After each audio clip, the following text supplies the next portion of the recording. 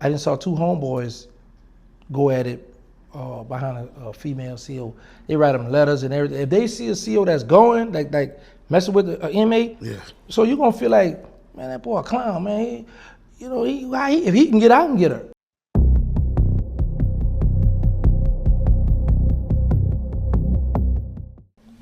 Prison Stories 101.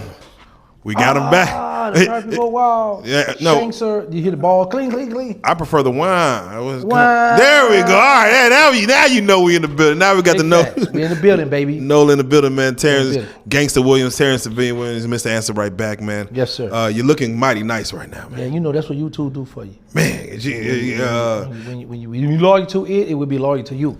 I will say this, man. I want to thank you first and foremost, man. I kicked off this Prison Stories a while back. You was like one of my first guys. I said you kind of inspired me to even do it because even with doing real life and stuff like that, your stories, just the time you spent, I'm like, man, there's only so many stories, even with that we have to kind of branch off and do something else. I always try to ask people when they come back, how's life been since the last one, since the first one? Beautiful. Every time I'm on that bridge or the highway, the car, whatever y'all call it. We call it bridge in New Orleans. Some people say, ain't a bridge if it's water now. But anyway, whenever I'm on there and I see the lights downtown Dallas, let me tell you what I always fall in love with, that ball. Really? We got that restaurant I heard up there. Yeah. I got to go there. You haven't been there? No. So the ball versus the green building, the green building don't get you? No, just that, because I heard it spin around. It do spin around while you up there. So just, man, you bring a female there, like, that's automatically like, yeah. That's a flex. That's a flex. That's a flex. I'm going there, man. All right. Next YouTube check I might pull up. Oh, you got to, man. It ain't that expensive. All right, well, we're here with Prison Stories 101, man. And the first, I just want to get right to it, man, because you got a fresh cut, man. Yeah. You want to shout out your barber, or you want to give him a shout out or not yet? Bo, yeah, shout out to Bo. I think he lived, bro, let me tell you about this little youngster. He lived like 50 minutes away from me. I called him, he drive all the way out. I'm coming, I'm on my way. You must pay him, you must tip him well. Yes, I do. I always, because I know he drive, keep in mind, okay, I'm gonna give him extra for his gas. Oh, yeah. But man, that young brother, man, he come through, shout out to Bo. Shout out to Bo, man. Yeah. Well, that makes me just ask, as far as in your time, man, how important was it for like people to get like their haircut? Like, was that something that you could do on a weekly basis in the pen? You have to like schedule it, or do inmates just do it in their cell with some razors or something? Or? Okay, now in our parish jail, because like everybody else have a county, we don't stay with a parish, right? Yeah. So in the jail, you got people, me and D-Hall, shout out to Flay, we just were talking about that. Shout out Flay. Where you crack the razor, you get the razor out, they take the little black comb, and you put it through the little holes, and you could ball fade, cut people's hair with the comb and razor. But technology stepped up, so in the feds, we had trimmers, where you could get your hair cut, your line and cut, and also we had the barber shop. Okay, hold on. So, let's take it one step at a time. When you say the trimmers, you mean this is the COs are okay with? They sell them on the commissary. Oh, they sell them. Well, now let me say this: they took them out the BOP. Well, not all the way out the BOP, but I know like the penitentiaries and mediums, maybe the low. I know for sure the penitentiaries and medium. They took them because people were taking the motor out of them, making battery for to do tattoos. Yeah. So yeah, they took them, but yeah, we had to, for the ones who still have them, as long as you have them, you can have it. You can cut your hair right in your cell. Do most people have to get their hair cut? Is that required by whether the state or No. Some people, because you got people grow dreads. Yeah, dreads, have braids, but people want to get their hair cut because they have women COs that work in the dormitory with you. You might be 120 something. Inmates, but it'd be one CO, a female. She coming through perfume on, and let me tell you something, this is when you know if a female guard on. When you see certain guys, it's not visit day, but they got on a fresh outfit, they smelling good, I know Miss such and such on. Cause they trying to, they want her to choose. And that's what dudes do. Dudes will get fresh for the women. You say fresh outfit, like what, they got like a Burberry store in there or something? No. The prison uniform, but they or they gonna have their jogging suits on or something. They may have, they're gonna have it altered a certain kind of way where you gonna know, old girl here. Okay. And fresh white tee on. They're gonna make what they could do. They're gonna make the best of it. That makes sense. Yeah. When it comes to getting a cut in there, does it come with the spray and can you do all that? It's just a straight up haircut. No, they had some of the guys had the black spray and all that stuff. Okay. Some of them had that. Yeah, some of them had that. Okay. Man, you'd be surprised at stuff that people have in jail, bro. Yeah, Man, where you get this from? Yeah. They say pretty much what you get on the outside world, you can get on the inside. Yes, that's a fact. I question that. Yeah, it's a fact. But I hear you. Yeah. I hear you. All right, well, let's get to it, man. I just seen Blueface get out. Mm-hmm. I'm glad he did his. What is your thoughts when someone does like a year and a half? Like, as much time as you did, when you see someone like a Blueface, can he say he did time? Like, can he even say that? Like, yeah, I had to do time. Man, if you go to jail for one day, you did time. No, for real, because this is what I learned, Joe. You could go to jail. Say you go to jail. 3 months later, where you used to live, you used to have a corner store or something. And when you come home, they already tore the corner store down. Now they got like we used to go to this club called Club Dito, where I used to run Diesel, and the Diesel stayed right down the block, but I used to come in their hood. Shout out Lil Diesel. Yeah. Shout out to D on Martin Luther King and Saratoga. Now when we go to New Orleans, because they say I can't go there, but now when we go to New Orleans, there's a house right there at where the club used to be at. So yeah, man. So when I ride through the city of New Orleans, I be looking, I be like, man, I already be messed up in here. So I got my juvenile co-defendant, George, shout out to Money, and my other brother, they co-defendants now, Mike. Yeah. They been locked up 30-something years. And we always used to go to this club, and then Club 49, so I know they gonna be, man, because it's different stuff that's towed down now. They got different causeways and stuff they didn't build. You get lost, you been locked up so long, man. Yeah. What is the one spot that you just is upset that ain't there no more?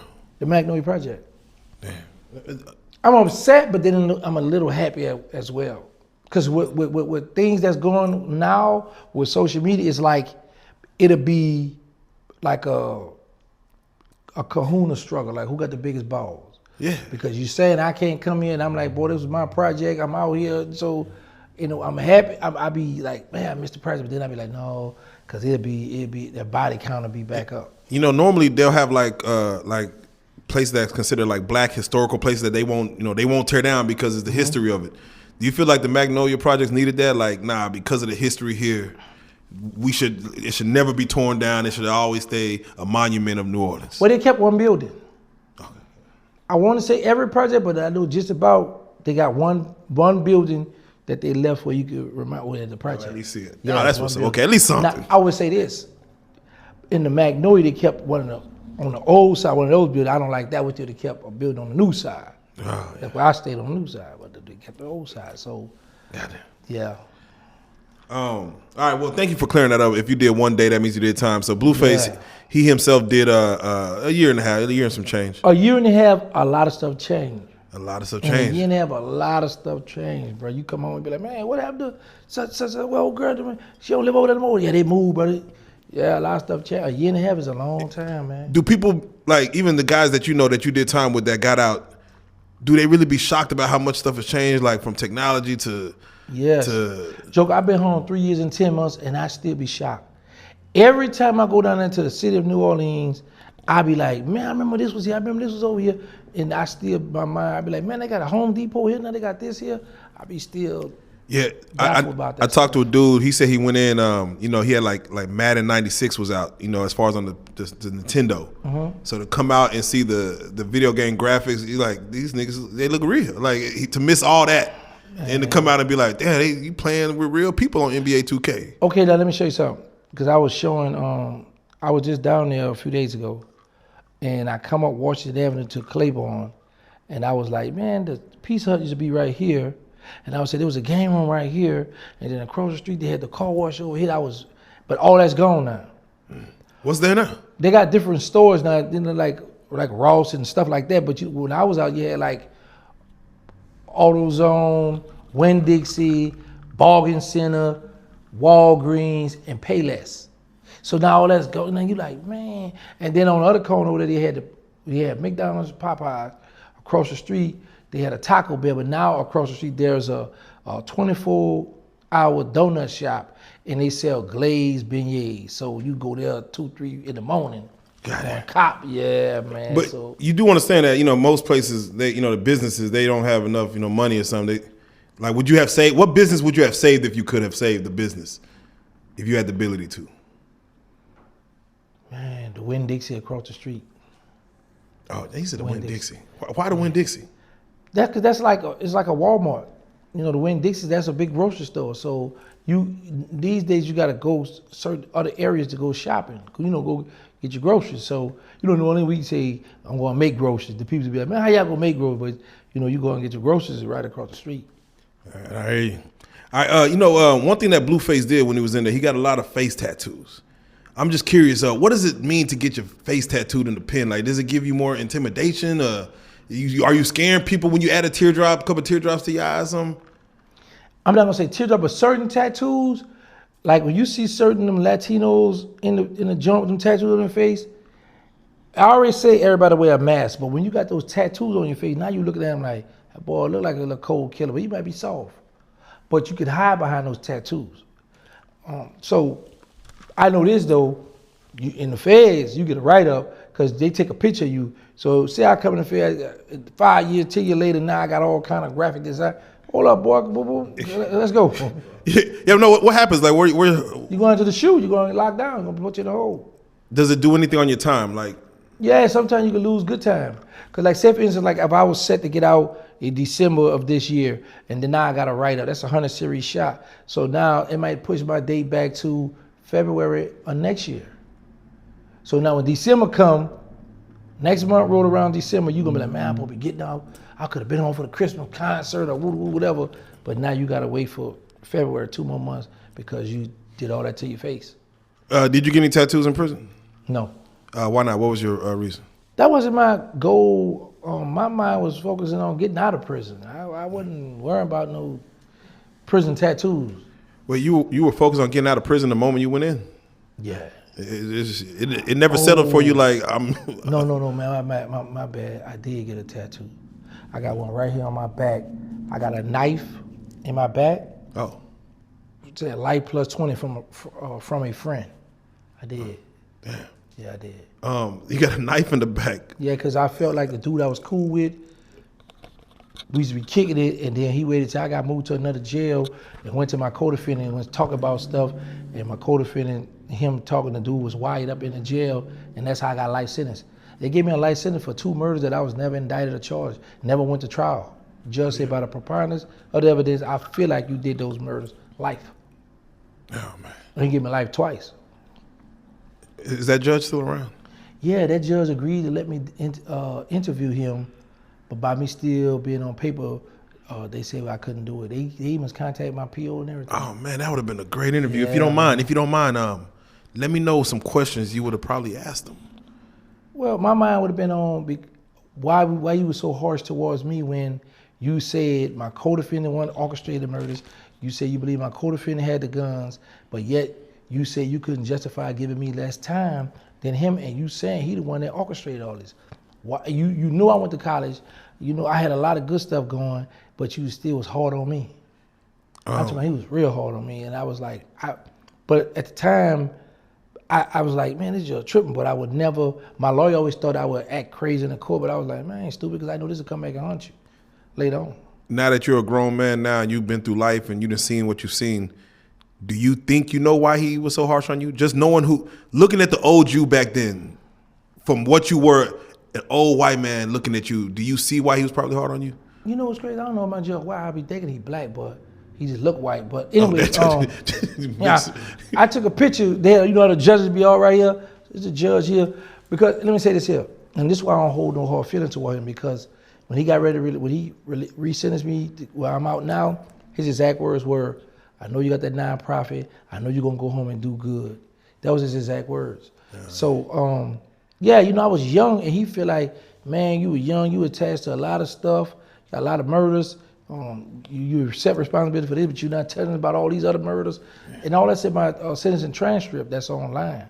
So the judge looking at it like, man, you a young man, and I went to Delgado Community College where I got my GED, and I went there 2 semesters. So it's like, you have an education, why you still running the streets doing this crazy stuff, you know, where you don't sit down. So even though that was a long time, but I don't hold no bad feeling because I've done a lot of dirt. Yeah. Do you feel like you were a menace to society? No, I don't know where they started. What is a menace to society? Like every day you wake up and you terrorize the Every day. streets. Every day, listen. No, if it's for real, bro. You got to keep in mind, Joker. You got the Magnolia Project right here. If I drive up Magnolia Street or if I go down to LaSalle Street and go straight to the Melford Project, like 8-9 blocks from my project, we at war.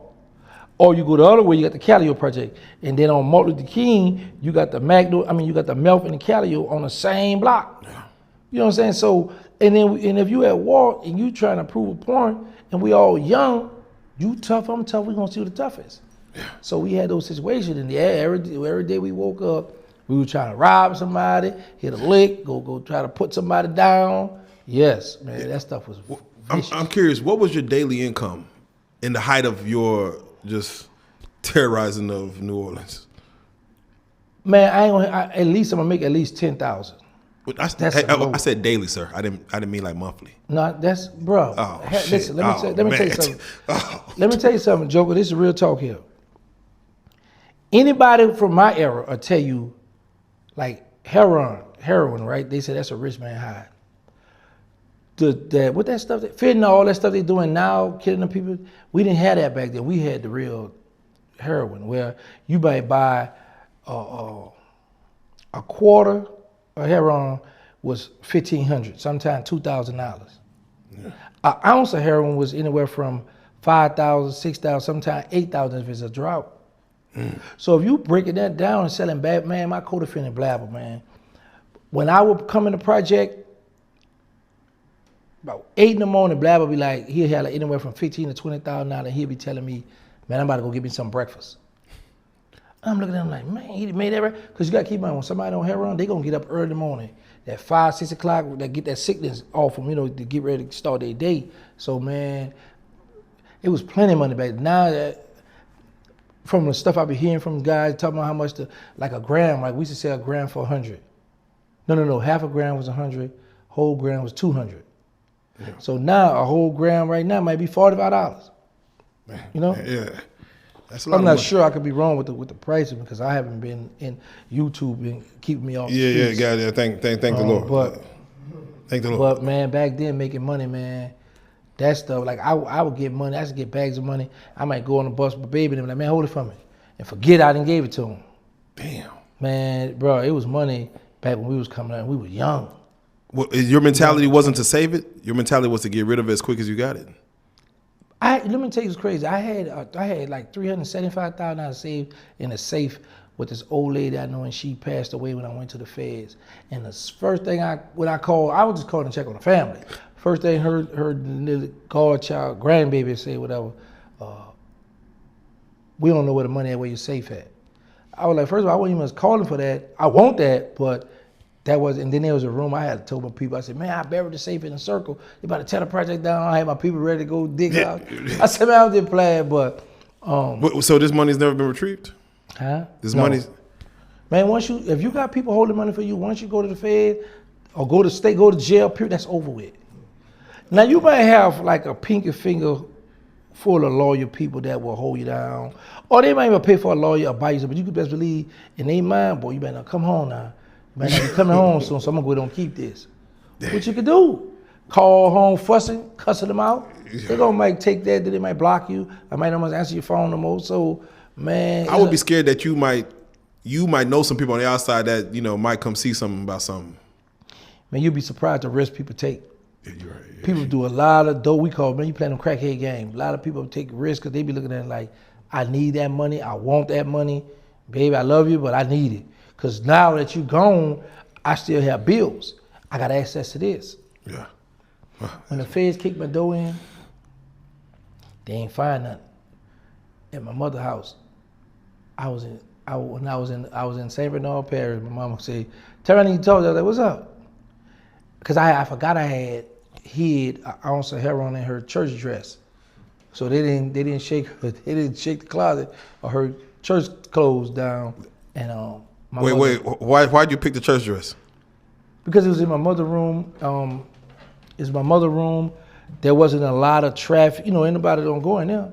what I'm saying? Then, you know, older, you know, people with, you know, church clothes, people gonna think, oh, that's a church clothes. We ain't gonna go in there. We ain't gonna check that. Yeah. You know what I'm saying?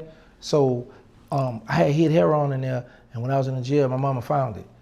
Because she's always tell us, don't never have no drugs in my house. If I find drugs in my house, I'm gonna flush it, right? Yeah. But she said, I understand what's going on here. Y'all can have guns. But I just be like, look, mama, if you find drugs, don't flush it because you never know. We may be working for somebody and we owe them people that money, them people could kill us.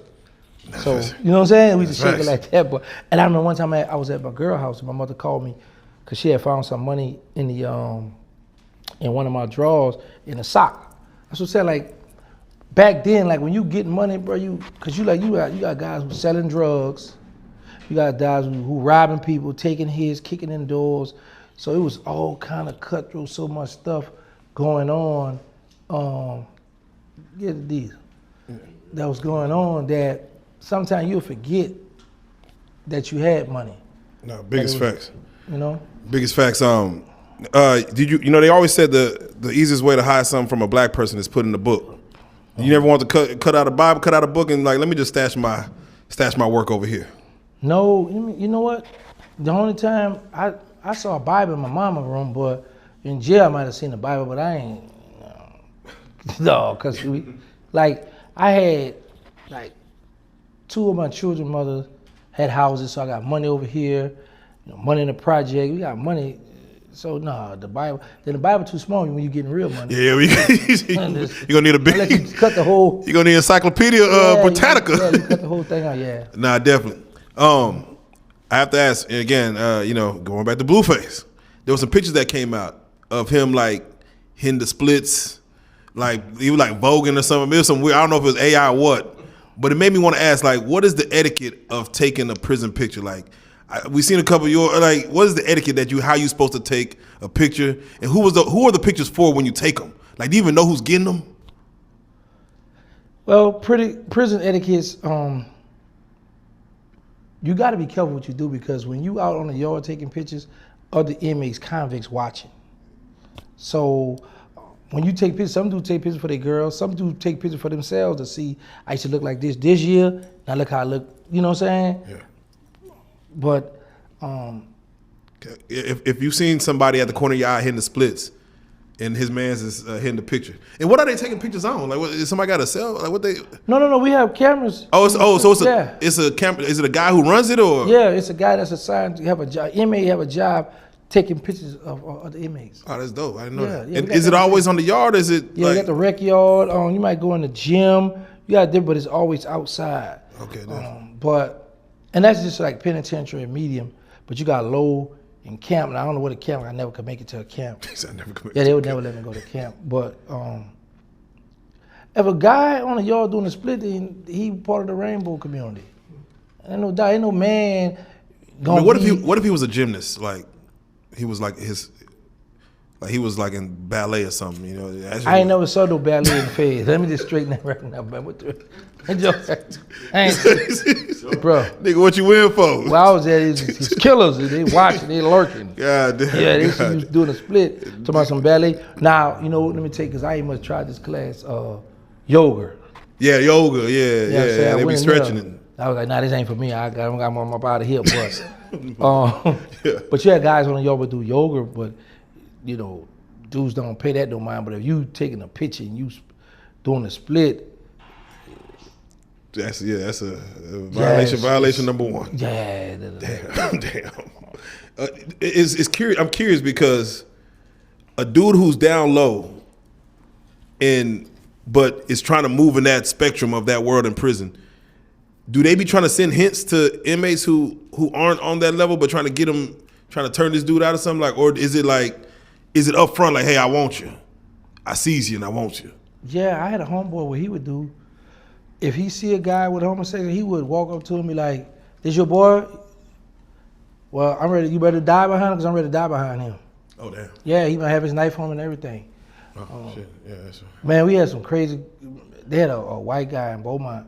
One of my homeboys knocked him out and took his butt, but he came and told everybody because what happens is, in the pen, if you violate a certain race, that's going to be a problem. You know, so he let everybody know because what them Latinos, oh man, they do sneak attacks. You could be at church, and them people gonna pull that knife and get to stab you in the church. You be wondering what's going on. It be something your homeboy did.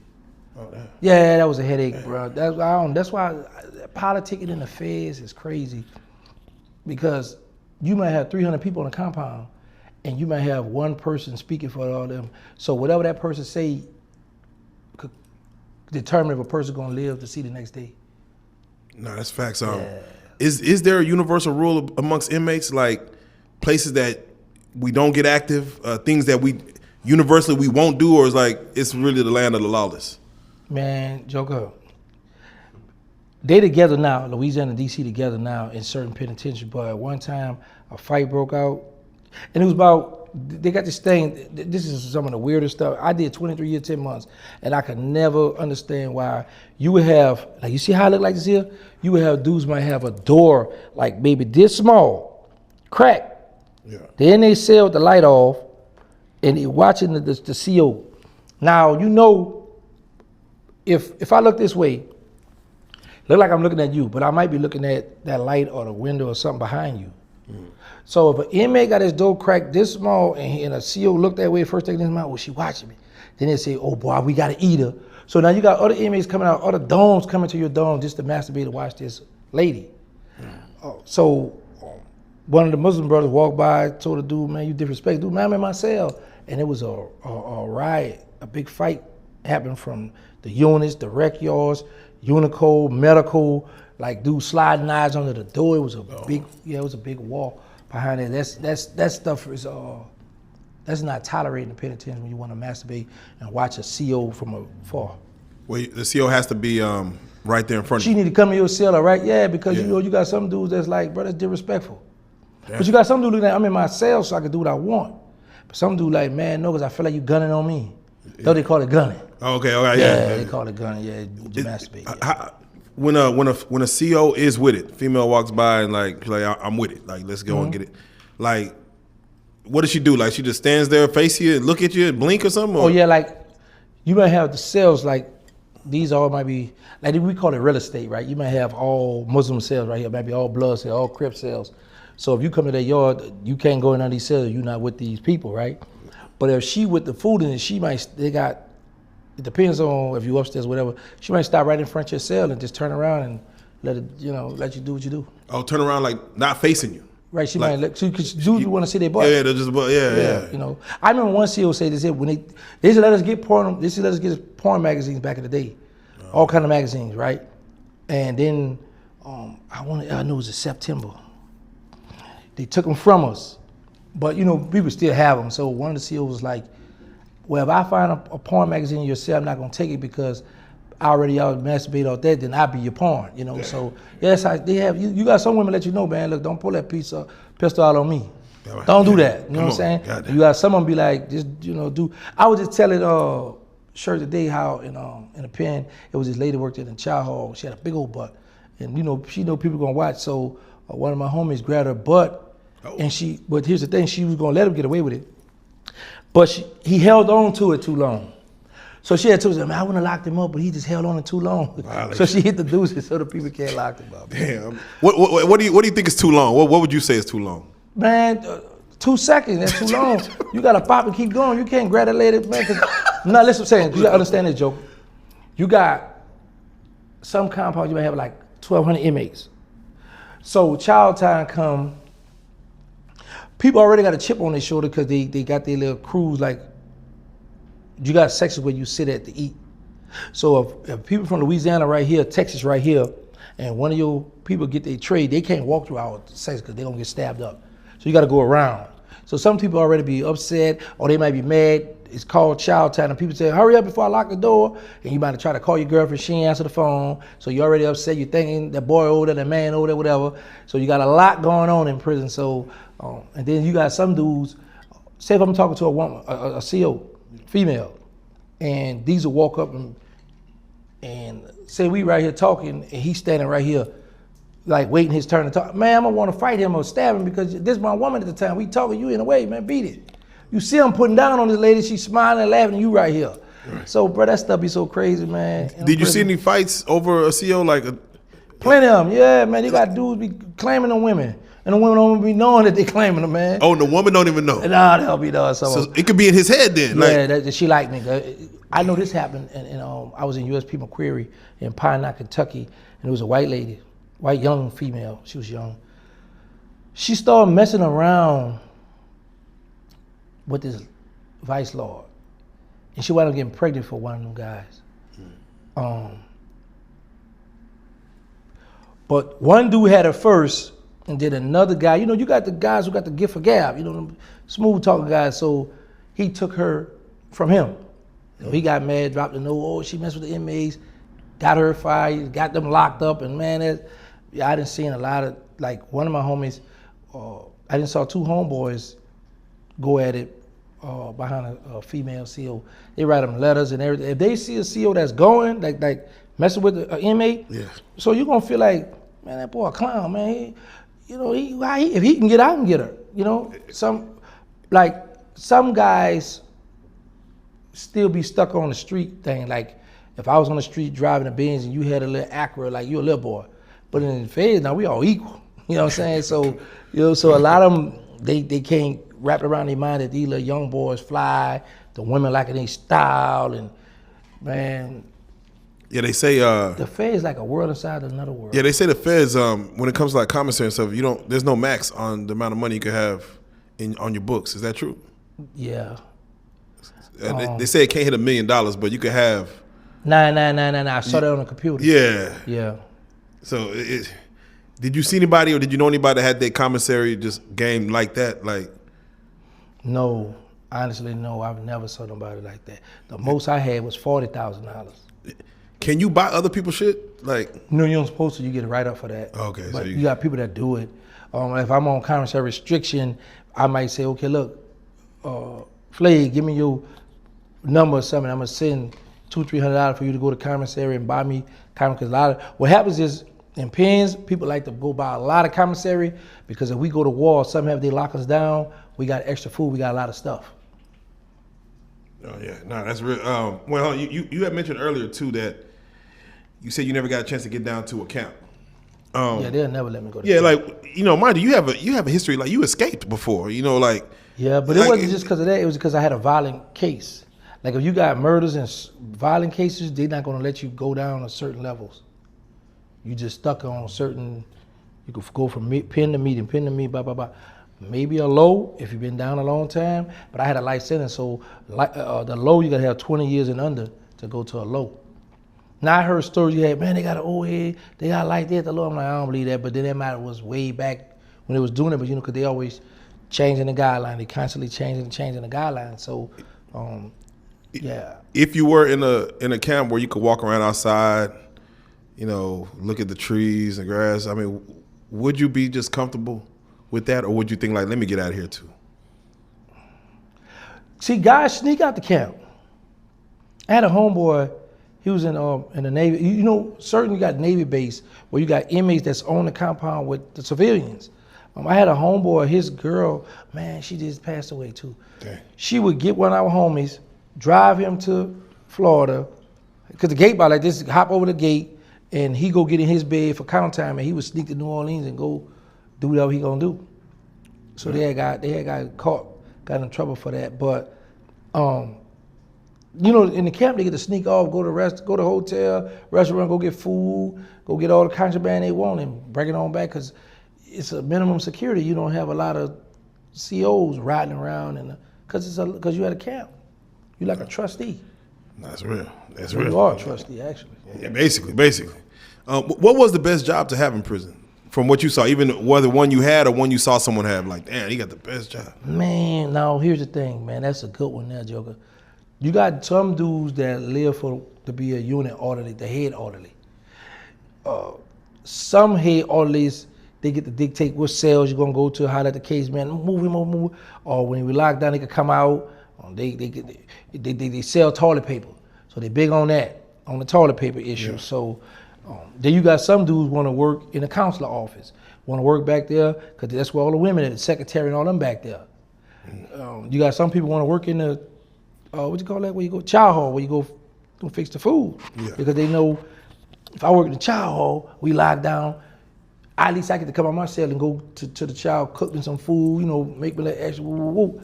So I can't say what's the best, but I know this. Anybody who's been in the federal, I'm gonna speak on federal, I'm gonna speak on state. Anybody been in a federal prison, I'll tell you, whenever it's a new prison open up, they're gonna put a sign. Whoever wanna go to this prison, they about to open up, we need to, build a population up. So some dudes decide to go there. So what happens is, say I'm from Louisiana. So when we get there, we trying to lock down the laundry, we wanna lock down the commissary, we wanna lock down in the child hall. And the reason why I say that because in a laundry, you have brand new clothes, you have new stuff, and some stuff you have old and used, right? Yeah. Commissary, like they might bring like them Fudge Stripe cookies. They might put that on the commissary for a holiday, but it's not on their regular, so they might not have that much. So some guys that work in the commissary, they're gonna take a hide the box. So when they homeboys come in, they're gonna put it in there. Yeah, it's good. Certain sodas. Now in the penitentiaries, they took everything sugar free. They're driving sugar-free honey, everything. They're driving crazy with that. But they might have just any kind of blueberry Dr. Pepper soda. So if that come on the commissary and it's only limited, like for Christmas, for Christmas they put vanilla creamer and with the hazelnut creamer. Yeah. Just for Christmas, right? So the dude's gonna stack up on that. Now they got this other stuff, man. This here blew my mind. This stuff was like $2 on the commissary for Christmas. It's got a green top. It's that hot stuff. It's in a little jar. They got the green top on it. It's like the Asian stuff, right? It's real hot. Oh yeah, a sriracha sauce. Oh yeah, that'd be limited edition right there. So, bro, listen, that little bottle was $2. Like, but 2-3 months later, it's $50. Bro, $60, but because people be short wanting to supply cook with that, yeah. Nah, for real. So a lot of dudes will try to lock down certain areas so when the homeboys come, it's a smooth thing for them, man. Now, just today, Max B got released from prison after 16 years. He one of Harlem's French Montana's, man. What advice would you give a guy? Mind you, he's been in for 16 years. He's out today. This is 2025. This is going back to I can't do quick math, but like let's say 2011, whatever the time is. What advice would you have for Max B as he's getting out right now? Don't have your hopes up for your old homies to do something for you. Because a lot of us are thinking because our homeboys balling, getting money, or they're gonna set it out. This is not dope money no more. Prime example, I'm gonna use me for example. I've been home now 3 years, 10 months. I made $500,000 on YouTube. But if a homeboy come home, I'm not the gangster you knew back in the days that had to throw the money out the sunroof, that's to get that, contract money, all that money. Here you go. I can't bring you to Rubenstein's and go. I can bring you to Big T. Don't shop, you drop there, Big T. But I can't. It's different now. So I be telling him, don't think like before you left how people looked up to you, how you used to be. It's that little youngster now, he running this stuff now. See, a lot of old heads got to realize that you was the man back then, you ain't the man no more. Yeah. It's over with. You got to get out of them youngsters' way. Yeah. Them little youngsters toting book sacks and it's not school. Yeah. So you got to know all the boy, man, I be scared of them the youngsters. And I know I was terrible when I was young, but he just need to know, like, you had your turn, respect them youngsters, get out of the way. What do you say to someone who does be there day one you get out, spending money on you, like, oh, they love to do it. They on the gram with you, like, oh, we got them out. There's gonna be people there day one, like just really put you on the gram. And what do you say to those people, and how long do those people normally stick around once they? Because mind you, you really a different person 16, 20 some years later. Right. So they think you're the same person. How long do those people that be right there happy you out? How long do those people normally stick around? You got some that stick around for a while because some of them could use you for certain situations, because if you was a guy that had respect before you left, when you come home, you still got that respect. So these dudes might be scary, might can't get in certain places, might can't move around, so they might like, okay, as long as the person that's getting out not too needy and want like, prime example, like for me, I was because I be answering all my DMs, so I was messing with one of my homies. He was talking about, he sent me a picture of an old school, like a Chevy or something called. He said, boy, I know you remember these here, the Beretta. I said, no, I drove foreign when I was a teenager. My first car was a Q45. Then I had the Mercedes. Then I had the QX4 at the showroom floor. So we would crack a joke. So a lot of us would do this. If the dude was a little boy, or he might be my equal, but he wasn't really getting money or whatever, and now that I come home, he the man now, we go to think like, man, maybe you was a little boy when I was out. Man, you wasn't, so we looking down on him. But he got the pull now, So some people look at that and be like, okay, he's soft. I remember he was soft. So for the soft ones, what they do, if you just coming home, you got your rep up, your name good, I'm gonna cling on to you, Yeah. So, but sometimes, Joker, that's a touchy subject because I ain't get that red carpet when I come home. Yeah, I thought I was gonna be them Jets and Rolls Royces, and I'm mad now. You didn't take me off. God damn it, you went straight to Vlad. Vlad hit me the other day too. Shout out Vlad, man. Shout out Vlad. What would you tell Max B about a Walmart? You know what I'm saying? Like just like what? How therapeutic is that for someone who's been in lockdown that long just to be in Walmart? I fought Walmart for this because I come home right, bro. Let me tell you what's crazy, bro. I took pictures. This blew my mind, bro, because I come home because we had like on the commissary you would have the sandwich cookies, that black and white one, the duplex, that cookie. You might have the little chipper heart in the bag, you had a chipper heart in that blue bag, but then it came with that red bag, that salt bag, right? Come on. So love that red. Certain prisons you're gonna have just those two cookies for like 3, 4, 5 years. So if somebody come from another prison with the fudge strike, you're like, man, you won't sell that, so you're willing to dealing with them. So when I come home, man, I went to Walmart, I'm seeing cookies with M&Ms in them, and but that stuff freaked me out, man. Then when I went to the checkout, man, I got all these groceries here, and I see these 3 women right here, and they looking at me like, yeah, and I come on, I know I'm looking good, and I come on, do your job. They're like, no, that's a self. What you mean self? Y'all trust me? Man, that's, bro. It's so close to the exit. Listen, man. Exit right there. Joker, listen to me. I got my 2 bros, they're in Angola. They've been locked up since 1992. We got locked up in 90. I broke out in 91. 2 of them went AWOL in 91, Mike and George, bro.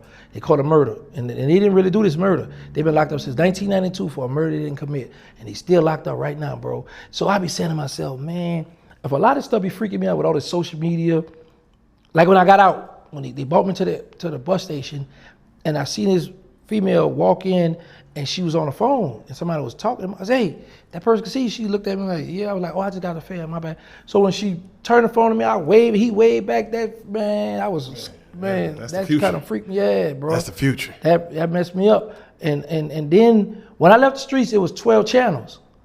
So now I come home, you talking about press this here, download this. I mean, I don't know how to do that.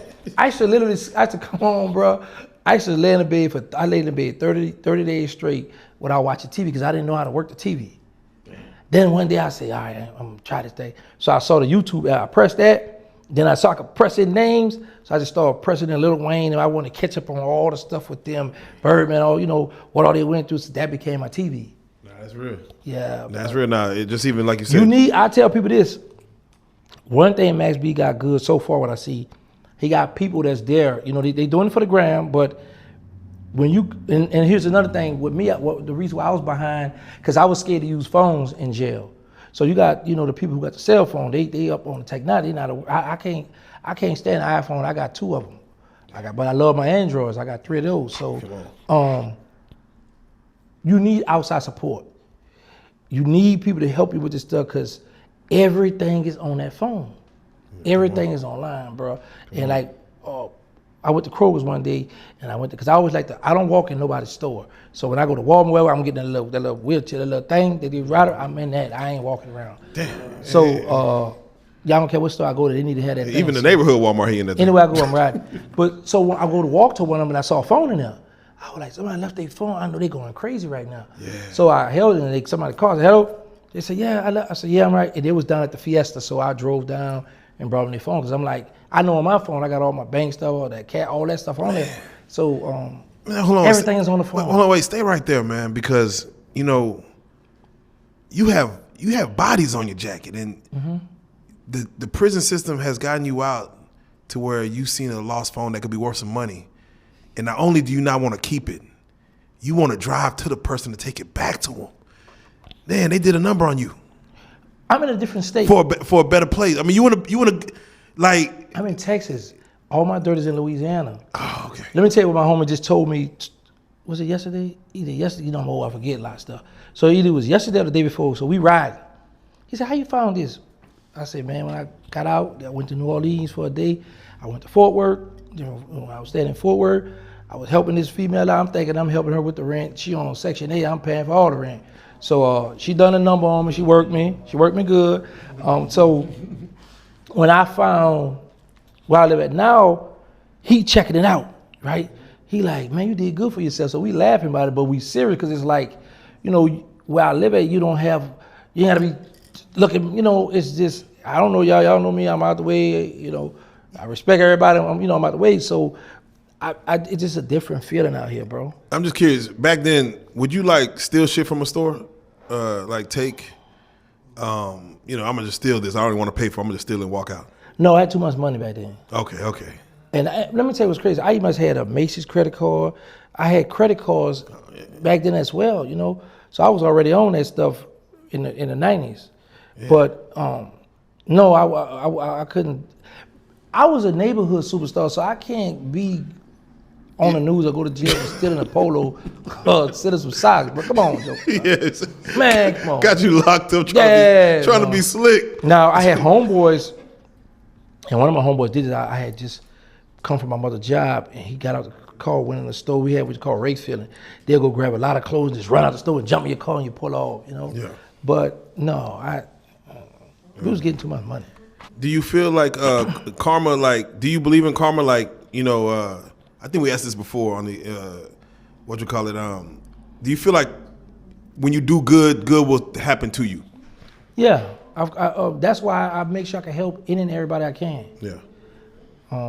But I don't do it for show. I do it because I believe God gonna bless me back. That's what I mean. Yeah, and I'm gonna be honest with you. Like, I understand dude like to do it for the gram, but I don't like to be. If a homeboy come home, I'm not gonna record him on the ground. Look what I'm doing for him, because this was about to happen. And a lot of them don't think about it till later. I always think ahead of time. Don't put me on the ground showing you giving me no kind of money or jewelry, because the next homie gonna feel like, oh, you good because he took care of you already. Yeah. Why? What's up? Why? Yeah. Wind blew in. Come on. You know what I'm saying? So the next homie gonna feel like, oh, I ain't gotta do nothing for you because Joker already took care of you. Yeah, that's real. Now if Joker take care of me and see, I could cuff that. Then I could see Monty, whoever. Let me get them. You know what I'm saying? Let me get me my little nest together. Then I could go get the box truck. I go, because you know one thing I can say about jail. I'm just gonna take jail in general. Yeah. We have some of the best ideas, some of the best business plan. Oh man, when I get out, I'm gonna do this, and this. The only problem is we don't know what's going on out here. So we'll make all these plans to do this, and when we come home, and then that one obstacle get in the way, we get frustrated. Now we're gonna detour. Now, this don't work, I can't get a job, or this state not felony friendly, or they tripping on me, Now I'm about to go to the block. Man. Now when you go to the block, you trying to scope out that little lost sheep. You know, because you know the wolves running packs. Come on. But it's gonna be one gonna be by himself, and you like, I'm gonna get him. Oh man. You know what I'm saying? Then you don't know how that's gonna turn out. You know, so for the most part, they say it's I forgot the word, a recidivism, or some word that they mean recidivism. Yeah, when you get out, you're most likely gonna go back. Come back, right. Is that because, like you said, like you have all these plans to do the right thing when you get out? Like people they write their plans down. They have business plans. You know, the moment the first thing messes up and it frustrates them, they get back to what they know. Is right. Damn. You know, and that's why I pray and I thank God each and every day for that, because it's like, you know, like I said, I thought I was gonna come home to the millions, the big houses, all this stuff, but God humbled me. So he took all that from me, like, okay, start. And I'm cool with that because I started from the bottom, I'm up. Yeah. You know what I'm saying? So I ain't where I want to be, but I don't want for nothing. Come on. You know, so I make more than the average guy in the neighborhood selling drugs on YouTube.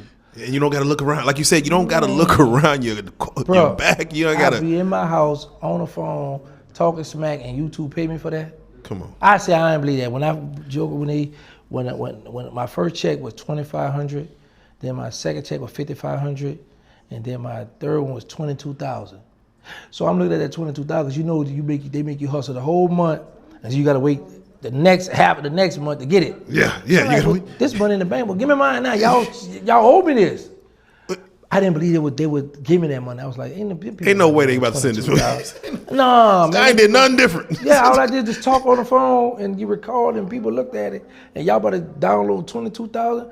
I didn't believe that, man. And when them people did that, I was like, wow. No, when they sent it, were you like, man, they might take this back. Let me Yeah, I took out that bank and put the other bank. Yeah, bro, because I be thinking that like, oh, we made a mistake. Oh, no, we need that back. And then my most I made was 27,800. Man. Wait, how much were you making at, what job were you doing when you got out? Oh, I worked at NFI in Fort Worth in the warehouse. I used to make like, I know I was getting $16.25 an hour. $16.25. How much were your checks at every 2 weeks? Man, I don't know. I think about a good $700-800 something. Yeah, I say it because you were doing this YouTube thing and you didn't want to. You were still doing that too. You were doing both. Okay, hold up. I left that job. Yeah. I'm sorry. Go ahead. Well, no. I was working there. Then I got a second job working at Tyson Warehouse in North Richland Hill, 11 at night, 7 in the morning. So I'd go 2 to 10. I used to go 2 in the afternoon. Can you quiet on the set, brother? Thank you. I'm sorry. Yeah, go ahead outside, man. That's how men were beefing back in the days, man. Like that, Don't start it now. Hey. Don't kick it back on bro. I feel like I didn't get my lick back anyway. So I'm working in Tyson, I'm getting $16.25, but then I find out about Tyson, so they giving me $18 at night. So I'm getting like $6.50 from them. But then I'm like, all right, you ain't no spring chicken no more now. Because at the warehouse in NFI, they got me riding that little fork thing. You drive it, and it got the fork on the back. Yeah. I'd be riding all up and down the little. Yeah, bro. Yeah. But then they had you scanning the thing. You got to bill his pallet, and then put that saran wrap on. But they had me picking up some heavy boxes, so my back started hurting. So as I'm working at Tyson, I quit over here because I was like, all right, y'all, there's more money over here. And I can't keep working these two jobs, they had me tired. So I'm loving Tyson, but then I'm looking at this YouTube money, and I remember one night, I quit September, a year ago. So I looked at my check, and it was time for me to go to work. And I was like, you know what? I quit. So my PO come over. He doing his little checkup. I got to show him all the money I make on YouTube. He got to write all that down. He said, you still working at Tyson? He got his head down. I said, no. So he stopped. I said, oh, man, he about to come with this bull. He looked up at me. He said, man, if I was you, I'd have been quit. I'm like, yes.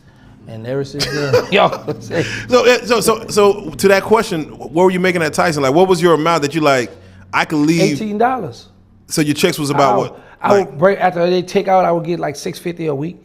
Okay. Because at Tyson, I was getting paid every week. Oh, yeah. But I also look forward to the $6.50 too.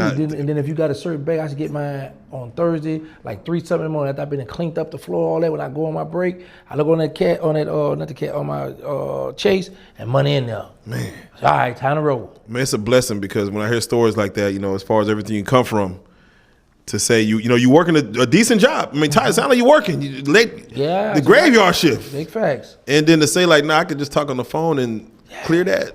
Man. You know what, Jack? Let me tell you this, because me and D, we talk to the children now. Every we go around, we talk to children in different states and all that. Yeah. I really wanted to work because I never in my life had a job. So I really wanted a job, and I wanted to be able to look at the children and say, hey, get a job. It's okay to work. I didn't want to be one of those type of people that has always been a drug dealer or rob, whatever, jackball all my life, and then I'm lying to these children, say, go work, it's good to work, go pay taxes. So I really paid taxes, I really had a job. So I could honestly stand in front of them now and say, man, go get you a job. Man. Go ahead, punch it, go check in. I should punch the clock. You don't want to tell the kids to get on YouTube? No. No. Them the children get on YouTube to get the wild now.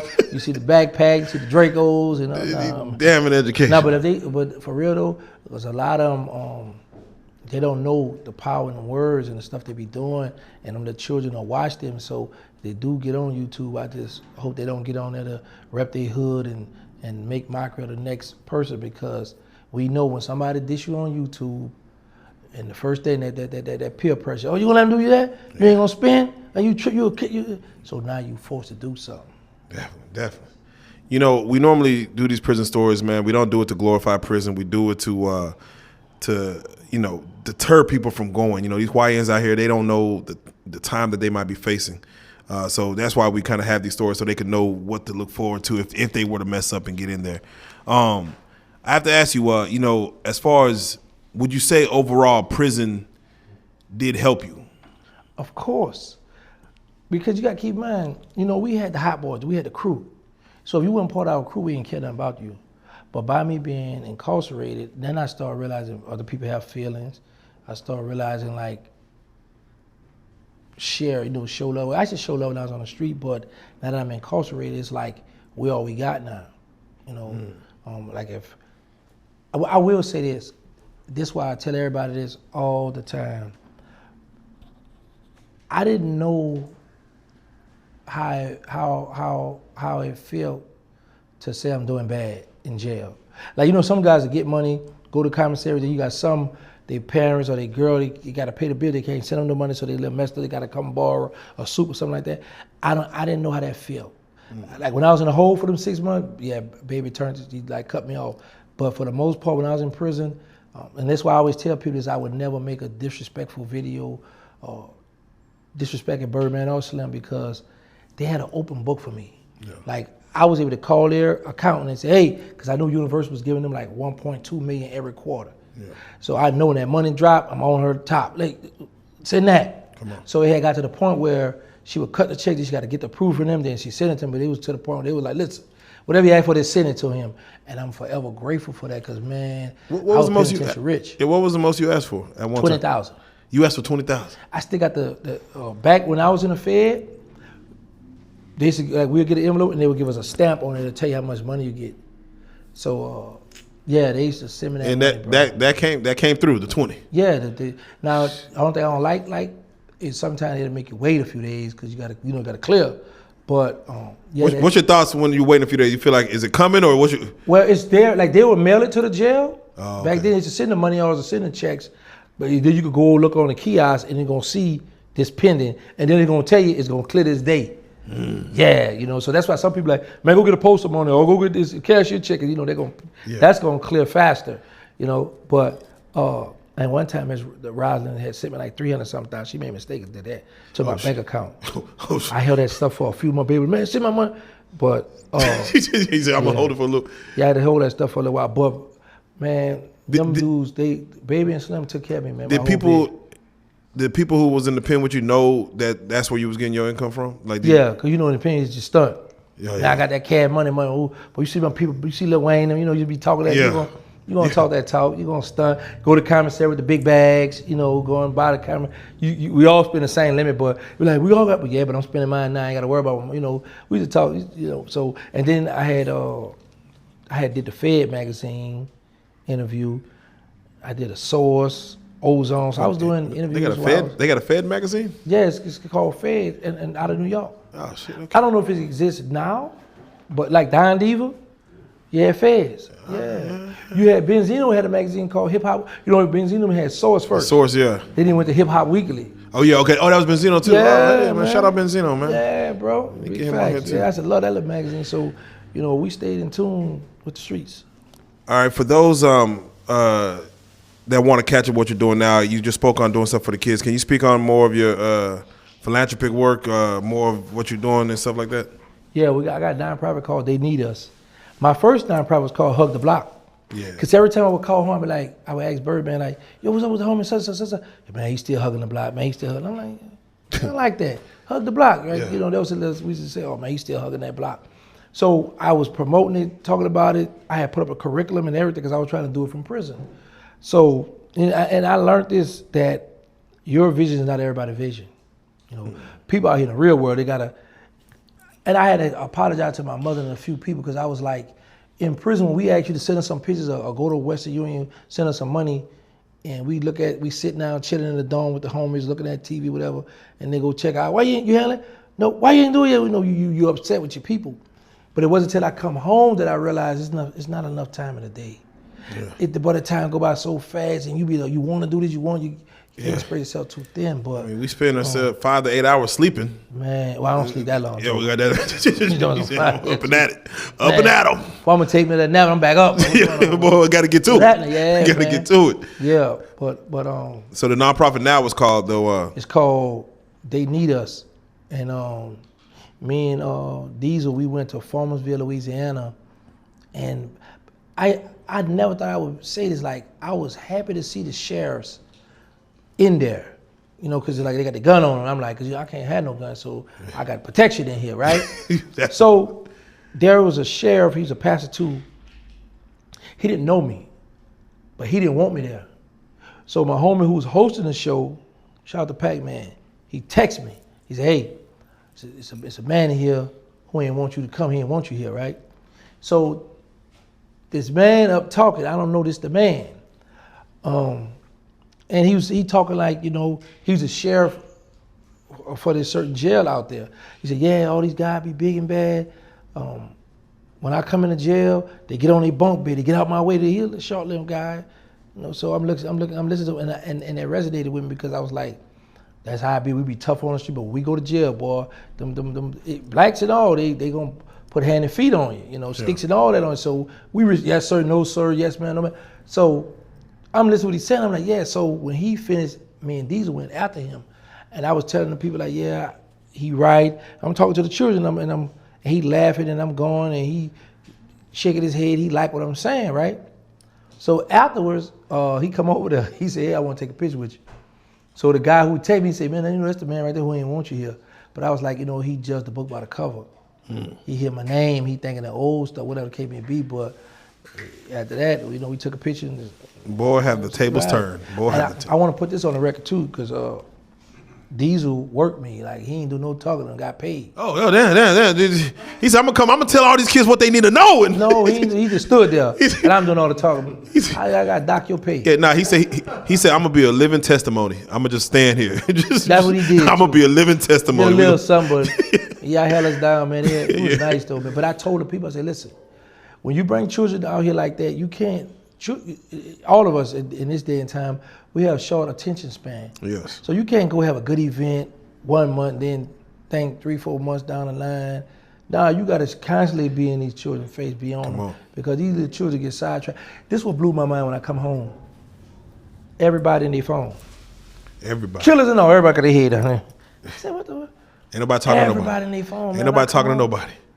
It's crazy. They're on social media. That's crazy. Like, man, everybody on their phone. This stuff crazy out here, you know. It's crazy. Everybody on their phone, man.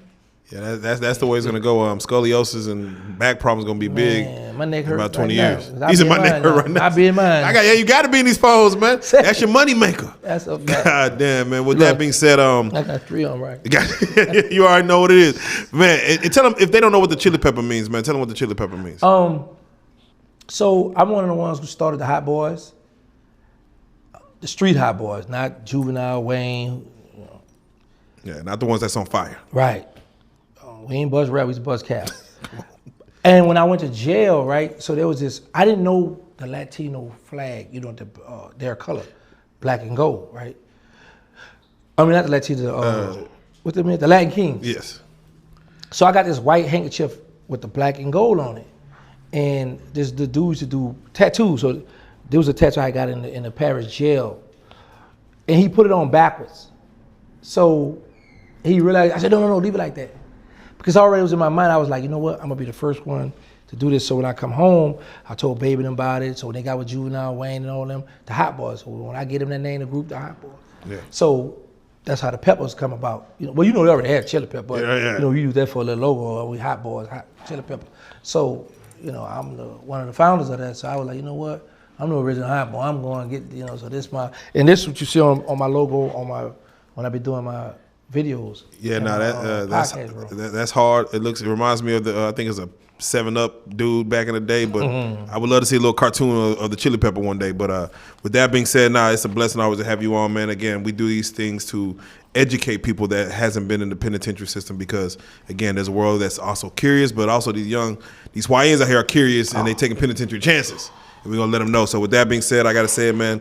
Prison Stories 101, man. Terrance, Gangsta Williams, I'm gonna say it. Wow. I salute you. Let's go.